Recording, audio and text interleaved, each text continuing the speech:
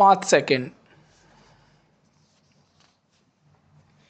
महोदय, हम सभी इस बात के शिकार हो जाते हैं कि अपने दलगत स्वार्थ में आकर गलत काम कर बैठते हैं। कभी भाषा और कभी किसी प्रदेश के स्वार्थ में ऐसे प्रश्न उठते हैं जो हमारे राष्ट्र की एकता को कमज़ोर करते हैं।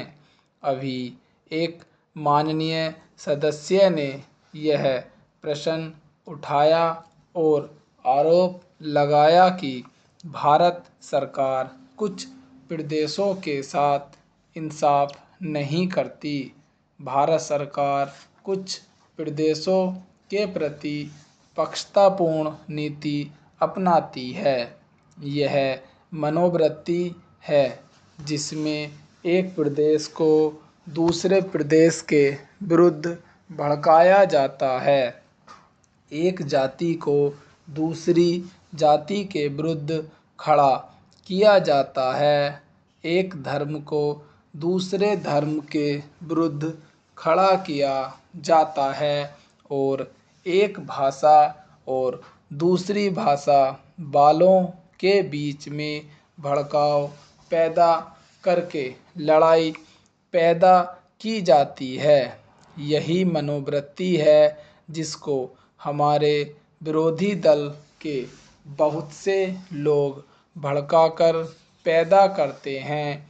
उनकी अपनी गलत नीतियों के कारण विशाल दृष्टिकोण नहीं होता है और वे ऐसे प्रश्नों को उभारकर अपना स्वार्थ सिद्ध करते हैं।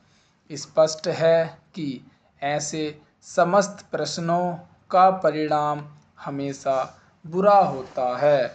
इसलिए मैं सभी राजनीतिक पार्टियों के नेताओं से अपील करना चाहूँगा कि जो प्रश्न हमारे देश के सामने हैं और जिन पर हम सबको चिंता हो रही है तथा जिनका हल निकालने की हम कोशिश करते हैं, उन तमाम प्रश्नों के ऊपर हम ठंडे दिल से विचार करें।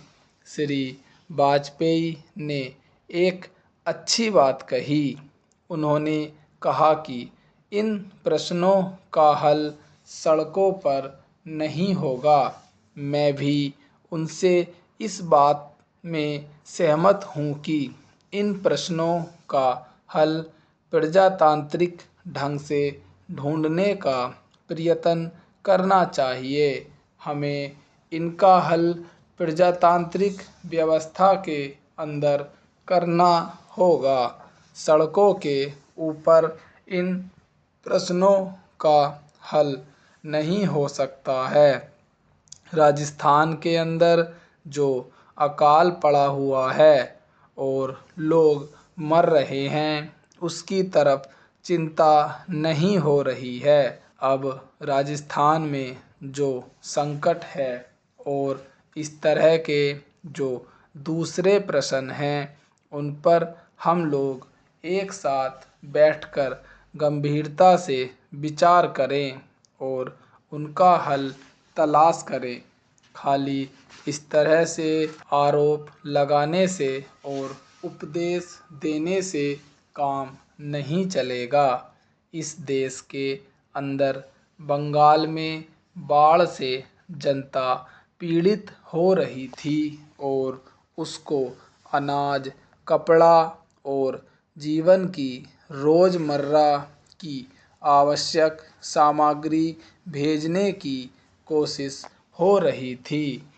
महोदय, उस ज़माने में रेलवे कर्मचारियों को भड़काकर के हड़ताल करना और फलस्वरूप एक ऐसी व्यवस्था पैदा करना जिसके कारण बंगाल के पीड़ित लोगों की सहायता न की जा सकी, उचित कार्य था।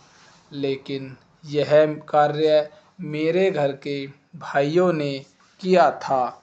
मेरा कहना है कि केवल उपदेश से काम नहीं चलता है।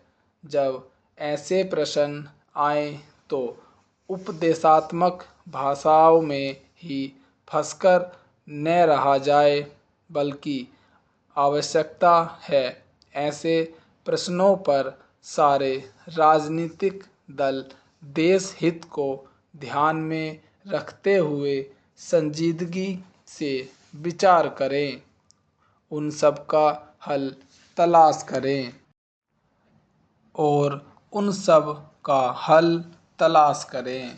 आज श्री वाजपेयी ने प्रधानमंत्री पर कुछ आक्षेप किए। वे बड़े गुस्से में थे और इतने क्रोध में थे कि उन्होंने अपने मस्तिष्क का संतुलन खो दिया था। उन्होंने आरोप लगाया कि सरकारी कर्मचारियों के प्रयास से बड़ी-बड़ी सभाएं की गई। मैं वाजपेयी जी का गुस्सा और उनका असंतुलित होना समझ सकता हूँ। उन्होंने यह भी कहा कि प्रधानमंत्री जी ने इन चुनावों के बीच अपने भाषणों में जनमानस को ऊपर उठाने की कोशिश नहीं की, मूलभूत प्रश्नों को देश के सामने रखने की कोशिश नहीं की और आज जो राष्ट्रीय दिक्कतें और परेशानियां हैं, उन पर जनता को शिक्षित करने की कोशिश नहीं की।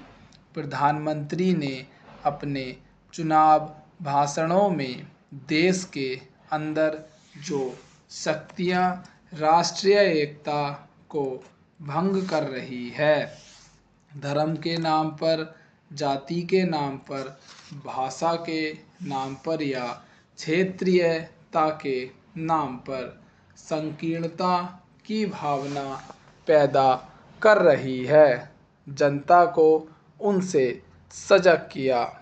प्रधानमंत्री जी ने इस बात को अनुभव किया था कि उत्तर प्रदेश, बिहार और उत्तर भारत के समस्त हिंदी बोलने वाले इलाकों में जनसंघ संकीर्णता की भावना का प्रचार कर रहा है।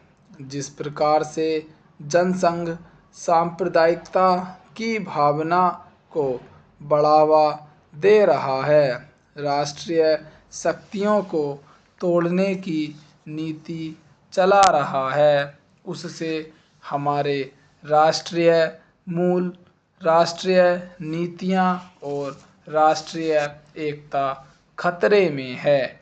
इसलिए प्रधानमंत्री ने जनसंघ के ऊपर इस बात का प्रहार किया था कि वह सांप्रदायिक शक्ति है और उससे जनता को सावधान हो जाना चाहिए।